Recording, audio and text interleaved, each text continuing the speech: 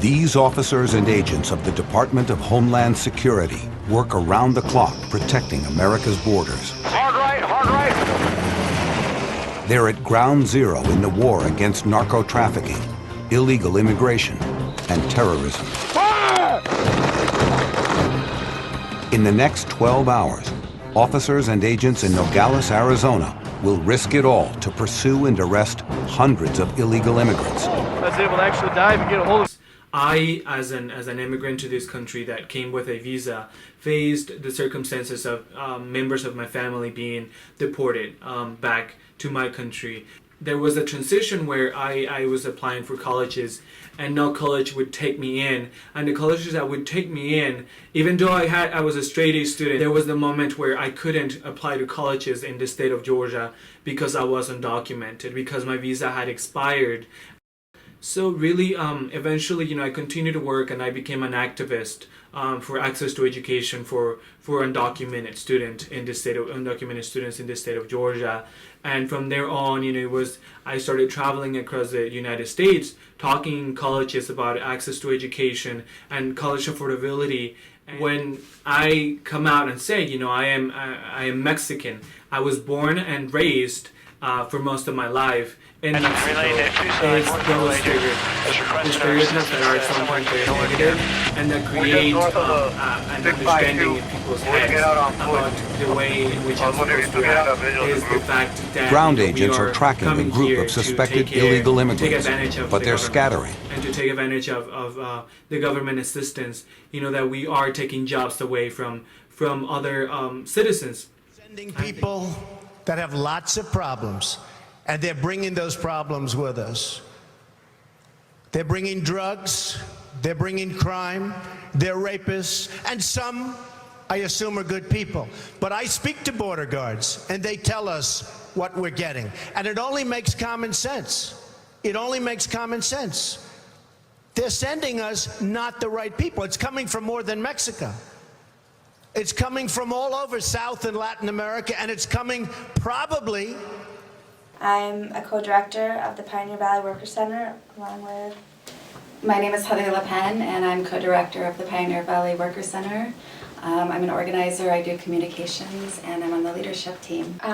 So the Pioneer Valley Worker Center was launched just over a year ago here in Western Mass. It was a community effort with labor unions, progressive organizations, community groups, individuals, restaurant workers, and other community allies in an effort to create a space to incubate organizing for low-wage and immigrant workers across Western Mass. We've hosted some Know Your Rights at Work trainings, some health and safety trainings. Yeah, I mean, we're always looking for new ways to bring workers in and get excited. Not every worker is motivated by making change in the workplace. Some might be motivated by creating more of a community. And then, our intention is to then always figure out a way to talk about what kinds of issues they face in the workplace. So while we might be just playing on a soccer team or having an art show, we also are talking about the issues that workers face in the workplace and strategizing together about how we can make change. Entonces en lo que yo agarré el vaso, lo levanté, me corté todo esto de acá. De repente, seguramente yo no soy bueno para ver sangre o para ver mi misma sangre.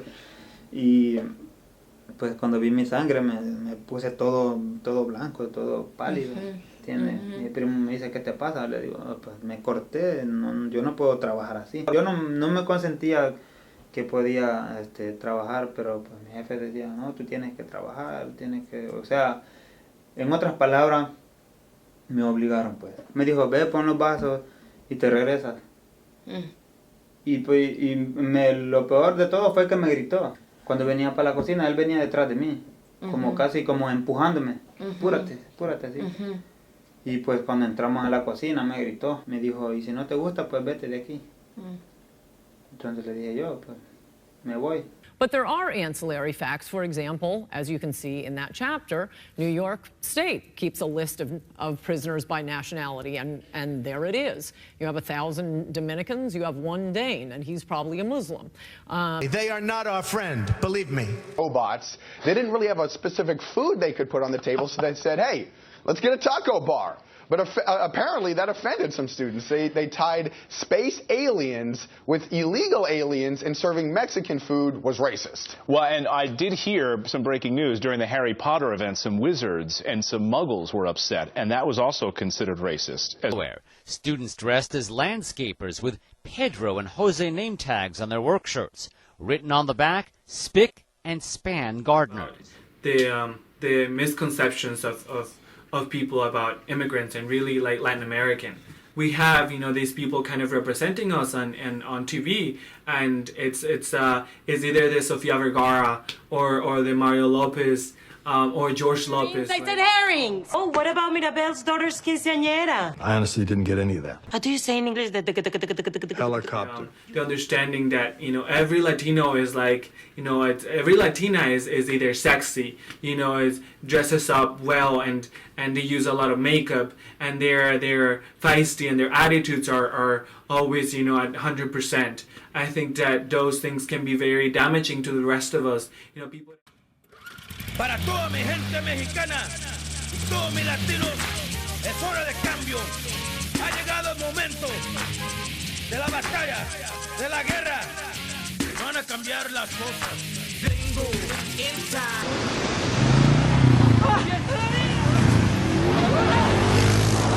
Is this really happening? This is like a movie. I wish we had milk duds.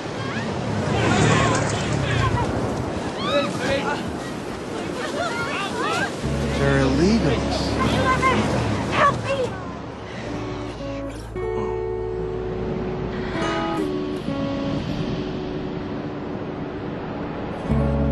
You are so beautiful.